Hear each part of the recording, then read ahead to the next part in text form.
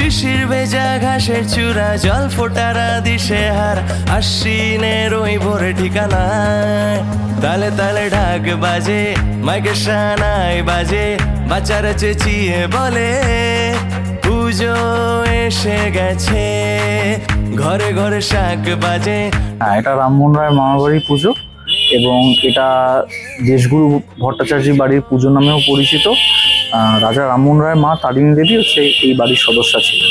আমাদের একচালার ঠাকুরই পুজো হয় এবং আমাদের আগে যেটা ছিল যে কৃষ্ণ নবমী থেকে আমাদের পুজো শুরু হতো, যেটা আমাদের প্রথমে ঠাকুর ঘরে হতো, তারপর ষষ্ঠীর দিন থেকে আমাদের দুর্গাপুজোর মেন স্টার্টিংটা হতো। কিন্তু এখন কালের নিয়মে এখন মেম্বার্সরাও কমে গেছে, তো সেক্ষেত্রে একটা আর্থিকও দৈন্যতা কিছুটা এসছে, যে কারণে আমরা আবার সেই ষষ্ঠীর দিন থেকেই হয়। এবং এই বাড়ির অন্যতম বৈশিষ্ট্য একটি, সেটা হচ্ছে এই বাড়ির ঠাকুর প্রথমে বিসর্জন হতো, তারপরে আদার্স ঠাকুরের বিসর্জন এই বাড়ি থেকেই প্রত্যেকে, বা যে কটা বাড়ির পুজো হতো প্রত্যেকে এই বাড়ির অনুমতি নিয়েই বাকিটা বিসর্জন দিতে যেতেন।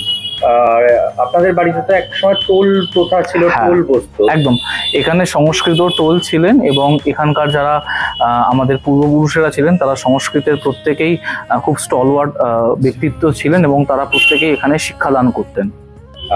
তাদের হাতেই কি পুজো চলতো সেই সময়? একদম একদম, আমাদের দেশগুরু বাড়ির পুজো এই কারণেই বলা হয় কারণ অবিভক্ত বাংলা এবং আসামের কিছু অংশ, সেখানকার প্রত্যেক মানুষ এখান থেকে প্রায় প্রত্যেকেই এখানে দীক্ষিত হতেন এবং যে কারণে এখানকার মানে বৈশিষ্ট্যটাই একটা অন্যতম, যে এখানকার এত দীক্ষা নিত, যে কারণে এই বাড়িটাকে গুরুবাড়ির পুজো বলে বলা হতো এবং তাদেরই অর্থানুকূল্যে তাদেরই ইচ্ছায় এখানে কিন্তু অনেকটাই পুজোর আর কি সাহায্য হতো। শেষ কবে পর্যন্ত টোল চলেছে আপনাদের বাড়িতে? এটা আমারও ঠিক জানা নেই, কারণ আমার আগের জেনারেশন পর্যন্ত, আমার বাবার দাদুর টাইম পর্যন্ত লাস্ট চলেছে। আমার দাদু সময়কারই লাস্ট টোল, তারপর আর এটা কন্টিনিউ হয় না। টোলের প্রত্যেকে সংস্কৃত, এখানে পূজা পদ্ধতি শেখানো, সেখান থেকে শুরু করে সংস্কৃতর বিভিন্ন হাই ক্লাসের পড়াশুনো এবং ন্যায় শাস্ত্র এই সমস্ত নিয়ে চর্চা এবং এখানেই শিক্ষা দান করা হতো। আপনি কি এমনি এরকম গল্প শুনেছেন কি রাজা রামমোহন রায় তিনি তার শৈশবে পুজো এখানে আসতেন বা এরকম? হ্যাঁ, এটা হচ্ছে আমাদের একটা ব্যাপার, এটা হচ্ছে প্রায় 600 বছরের এই পুজোটি। তো আমাদের যখন এই রেল লাইনটি গেছে আমাদের বাড়ির ঠিক পাশেই, তো এর উপরে আমাদের আগে বাড়ি ছিল, যেটা অ্যাকচুয়ালি রাজা রামমোহন রায় যেখানে এসছেন তারপর তো 1853 যদি ভুল না করি, তারপর থেকে রেল লাইন প্রতিষ্ঠা হওয়ার পর থেকে আমাদের বাড়ি এখানে শিফট হয়। তো তার আগে যখন ওপারে, যখন ওই রেল লাইনের ওখানে যখন পুজো হতো তখন তিনি এখানে আসতেন এবং কথিত আছে একটি কথা খুব ইন্টারেস্টিং, সেটা হচ্ছে যে তিনি বেলপাতা কামড়ে ফেলেছিলেন। এবার যেহেতু ওনারা রামমোহন রায় যে পরিবারের সেটা বৈষ্ণব, আমাদের বাড়ি শাক্ত শক্তির উপাসক আমরা প্রত্যেকেই, তো সেক্ষেত্রে বেলপাতা আমাদের পুজোয় লাগে।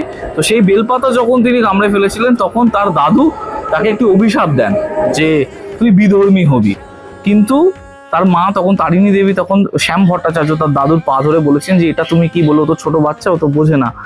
তখন তিনি বলেছিলেন আমি তো অভিশাপ তুলে নিতে পারি না, কিন্তু এটাও বলবো তুই যেমন বিধর্মী হবি কিন্তু সেই কারণে কিন্তু তুই জগৎ বিখ্যাত হবি। তো এটা দেখা যায় ভবিষ্যতে যে রাজা রামমোহন রায় কিন্তু আমাদের এই পৌত্তলিকতার বিরোধী বা আমাদের হিন্দু যেটা একদম মানে কি বলবো, মানে একদম ক্লাসিক্যাল যে হিন্দু ধর্ম সেটা থেকে একটু বাইরে গেলেও, তিনি ব্রাহ্ম ধর্ম প্রতিষ্ঠা করেছিলেন, একটু বাইরে গেলেও তিনি কিন্তু জগৎ বিখ্যাত।